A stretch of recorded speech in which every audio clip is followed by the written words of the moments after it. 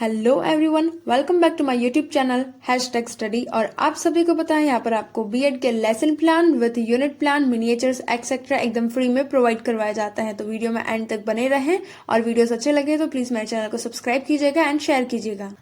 So guys, आज हम करने वाला है फिर से एक नया लेसन प्लान और हमारी यूनिट चल रही थी हमारे आसपास के पदार्थ यानी कि the matter in our surroundings. और आज है हमारा फोर्थ यानी कि सबसे लास्ट नंबर का लेसन जिसका नाम है वाष्पीकरण। आप इसे टॉपिक कहें या लेसन का नेम कहे, बात एक ही है। तो इंग्लिश में कहे तो इवेपोरेशन। स्टार्ट करते हैं आज का वीडियो। इंपॉर्टेंस ऑफ लेसन यानी कि आपका पाठ का महत्व क्या है। विद्यार्थी पदार्थों में होने वाले वाष्पीकरण के बारे में संपूर्ण जानकारी प्राप्त कर सकेंगे। फिर आता है आपका पाठ्य वस्तु विश्लेषण। इसमें आपको क्या करना है, आपका टॉपिक को नेम लिखना है आपको और 3 पार्ट में डिवाइड करके तीनों टीचिंग पॉइंट यानी कि वाष्पीकरण का अर्थ, वाष्पीकरण को प्रभावित करने वाले कारक और वाष्पीकरण का महत्व। फिर आता है पाठ के उद्देश्य। पाठ के उद्देश्य के लिए आपको सिंपली जो टेबल दिख रही है वैसी टेबल बना लेनी है। फिर आता है सबसे पहला आपका उद्देश्य ज्ञानात्मक उद्देश्य कि विद्यार्थी जल से वाष्प बनने के बारे में प्रत्यय स्मरण कर सकेंगे और विद्यार्थी वाष्पीकरण के संदर्भ में प्रत्याभिज्ञान कर सकेंगे। फिर आता है अवबोध कि विद्यार्थी वाष्पीकरण से संबंधित उदाहरण दे सकेंगे और विद्यार्थी वाष्पीकरण व ऊर्ध्वपातन के मध्य में तुलना कर सकेंगे। ज्ञानोपयोग की बात करें तो विद्यार्थी अपने दैनिक जीवन में वाष्पीकरण संबंधित ज्ञान का उपयोग कर सकेंगे। विद्यार्थी उच्च कक्षाओं में अध्ययन करने के लिए पाठ का उपयोग कर सकेंगे। कौशल की हम बात करें तो विद्यार्थी वाष्पीकरण से संबंधित चार्ट बना सकेंगे और विद्यार्थी वाष्पीकरण का मॉडल बना सकेंगे। शिक्षण अधिगम सामग्री की बात करें तो ये 2 प्रकार की होती है। सबसे पहला है सामान्य शिक्षण सामग्री जो सभी में सेम होती है, चौक, डस्टर, रोलर बोर्ड और पॉइंटर यानी कि संकेतक। फिर आती है आपकी विशिष्ट शिक्षण सामग्री जिसमें आपको मिनिएचर्स के नेम लिखने। पहला है आपका वाष्पीकरण का चार्ट, दूसरा है वाष्पीकरण के प्रभावी कारक संबंधित चार्ट और वाष्पीकरण के महत्व को दर्शाता हुआ मॉडल। विधि और प्रविधि सभी में सेम होती है। प्रश्नोत्तर विधि, प्रदर्शन विधि और व्याख्यान विधि। पूर्वानुभव के विद्यार्थी वाष्पीकरण के बारे में सामान्य जानकारी रखते होंगे। बात करते हैं आपकी प्रक्रिया की, तो प्रक्रिया में बनती है आपकी 2 टेबल जिसमें पहली होती है आपकी प्रस्तावना यानी कि इंट्रोडक्टरी स्किल्स का इसमें यूज होता है। स्किल का यूज होता है 5 आपके इंट्रोडक्टरी क्वेश्चन होते हैं। तो सबसे पहला क्वेश्चन है आपका कि पदार्थ की तीनों अवस्थाएं किसके प्रभाव से बदलती हैं। तापमान के प्रभाव से बदलती हैं, यह हमने पहले भी पढ़ा है। ठोस को ताप देकर किस में बदल सकते हैं, हम द्रव में बदल सकते हैं यानी कि लिक्विड फॉर्म में। फिर आता है कि लिक्विड को कौन सी स्टेट में हम चेंज कर सकते हैं, हम कर सकते हैं उसको वाष्प में, वाष्प यानी कि गैस में कर सकते हैं। और किस तापमान पर द्रव वाष्प में बदल जाता है यानी कि क्वथनांक ताप पर बदलता है। तो क्वथनांक से कम तापमान पर द्रव का वाष्प में बदलना क्या कहलाता है, यह हो जाता है आपका आंशिक उत्तर। फिर आप कहेंगे कि बच्चों आज हम वाष्पीकरण के बारे में अध्ययन करेंगे। बी आपकी टेबल बनती है प्रक्रियात्मक व्यूह रचना की। सिंपली आपको ऐसे टेबल बना लेनी है। पहला है आपका शिक्षण बिंदु और इस शिक्षण बिंदु का आपका नाम है, ये लो मैंने तो नाम ही नहीं लिखा, कोई बात नहीं, आप इसमें नाम यहाँ पर डाल दें। पहला है आपका वाष्पीकरण का अर्थ, ठीक है, तो आप वाष्पीकरण का अर्थ यहाँ पर हेडिंग जरूर डाल लें। फिर आता है विकासात्मक प्रश्न कि जल को अधिक समय तक गर्म करते रहने पर क्या होता है, जल वाष्प बनने लगता है। जल को वाष्प में परिवर्तित होने की प्रक्रिया जो होती है वो क्या कहलाती है, वाष्पीकरण। वाष्पीकरण के बारे में आप क्या जानते हैं, यह हो जाता है आपका आंशिक उत्तर। छात्राध्यापिका कथन की बात करते तो आपको बच्चों को समझाना पड़ेगा और आप क्या समझाएंगे वो मैं समझाती हूँ। क्वथनांक से कम तापमान पर, क्वथनांक का मतलब बॉइलिंग पॉइंट जो होता है आपका, तो क्वथनांक से कम तापमान पर द्रव के वाष्प में परिवर्तित होने की प्रक्रिया या बदलने की प्रक्रिया को वाष्पीकरण यानी कि इवेपोरेशन कहते हैं। पदार्थ के कण सदैव गतिशील होते हैं यानी कि मोमेंट करते रहते हैं और इनमें गतिज ऊर्जा होती है। जब हम द्रव को गर्म करते हैं तब कणों में इतनी गतिज ऊर्जा उत्पन्न होती है कि वे एक दूसरे के कणों के मध्य में आकर्षण बल से मुक्त हो जाते हैं और इसी प्रकार क्या होता है, आपका वाष्पीकरण होता है जिससे कि जल वाष्प में परिवर्तित हो जाता है। बात करते हैं आपकी विद्यार्थी क्रिया की। विद्यार्थी क्रिया में आपको क्या करना है, विद्यार्थी ध्यानपूर्वक सुनते हैं, समझते हैं तथा अपनी नोटबुक में नोट करते हैं, ये सभी में आपका सेम होता है। फिर आपका आता है मिनिएचर की बारी। सबसे पहले आता है आपका ब्लैक बोर्ड समरी। तो क्वथनांक वाली जो आपकी डेफिनेशन है यानी कि वाष्पीकरण की, कि क्वथनांक से कम तापमान पर द्रव का वाष्प में बदलना आपका वाष्पीकरण कहलाता है, ये लिख देना है।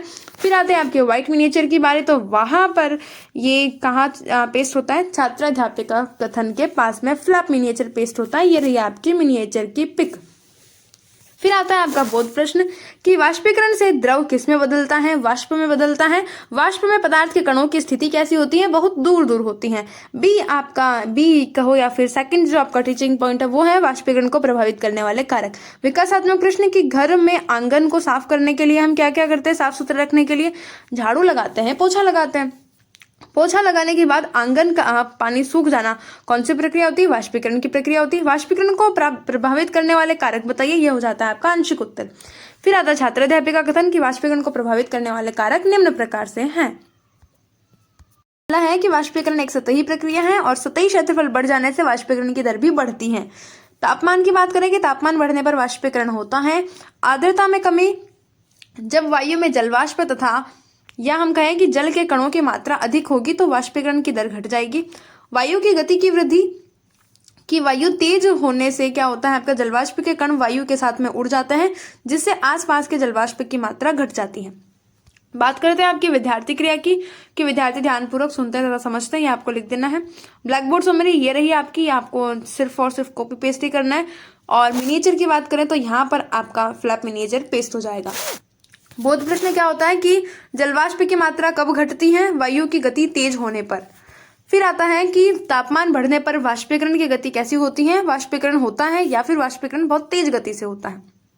तीसरा टीचिंग पॉइंट है आपका वाष्पीकरण का महत्व। विकासात्मक प्रश्न की गर्मियों में सूती कपड़े पहनने से क्या होता है? पसीना जल्दी सूख जाता है। पसीने का सूख जाना किस क्रिया से संबंधित है? वाष्पीकरण से। वाष्पीकरण का महत्व बताइए, यह हो जाता है आपका आंशिक उत्तर। फिर आता है गाइस आपका छात्र अध्यापिका कथन कि वाष्पीकरण की गुप्त ऊष्मा गर्म सतह को शीतल बनाती है और इसकी प्रसुप्त ऊष्मा के बराबर ऊष्मीय ऊर्जा हमारे शरीर में अवशोषित हो जाती है जिससे कि शरीर शीतल हो जाता है। सूती कपड़ों में जल का अवशोषण अधिक होता है तथा हमारा पसीना अवशोषित होकर के वाष्पीकृत हो जाता है और विलायक का विलेयी पदार्थ से पृथक्करण हो जाता है। विद्यार्थी क्रिया की बात करें, वही विद्यार्थी ध्यानपूर्वक सुनते हैं तथा समझते हैं, ये हो जाएगी आपकी। ब्लैक बोर्ड समरी की बात करें तो गर्मियों में सूती वस्त्र पहनना वाष्पीकरण का एक अच्छा उदाहरण है, यह आपको लिख देना है। आप आपके अकॉर्डिंग भी कोई सा भी बना सकते हो एक अच्छे से पॉइंट का। फिर आता है यहाँ पर ब्लैक बोर्ड समरी जो कि आपका यहाँ पर पेस्ट हो जाएगा फ्लप वाला। बोध प्रश्न की गर्मियों में किस प्रकार के वस्त्र पहनने चाहिए? सूती वस्त्र। और गुप्त ऊष्मा गर्म सतह को क्या बनाती है? शीतल बनाती है। पुनरावृत्ति प्रश्न की बात करें, इसकी संख्या मैं हमेशा 5 लेती हूँ, आप 6 7 भी ले सकते हैं, ये आपके अकॉर्डिंग होता है। 5 क्वेश्चन तो आपको लेने ही चाहिए। तो वाष्पीकरण से क्या तात्पर्य है? वाष्पीकरण पदार्थ की किस अवस्था से संबंधित है? वायु की गति में वृद्धि होने से क्या होता है? पदार्थ के कणों में कौन सी ऊर्जा होती है? और सतही क्षेत्रफल से आप क्या समझते हैं? यह हो जाता है आपके पुनरावृत्ति प्रश्न। फिर आता है आपका मूल्यांकन प्रश्न।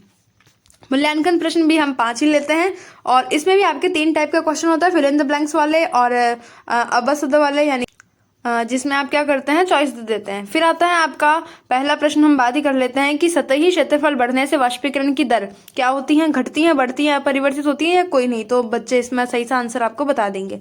फिर आता है कि वाष्पीकरण बढ़ता है, कब बढ़ता है वाष्पीकरण? आपको ऑप्शन दे देना है।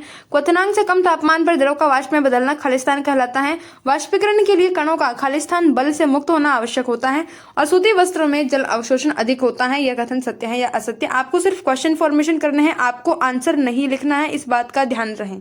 आपको आंसर मूल्यांकन प्रश्न में और पुनरावृत्ति प्रश्न में नहीं लिखना है। गृह कार्य की बात करें तो आपको देना है एक डिस्क्रिप्टिव मैनर में क्वेश्चन की वाष्पीकरण क्या होता है, इसे संक्षिप्त से समझाइए।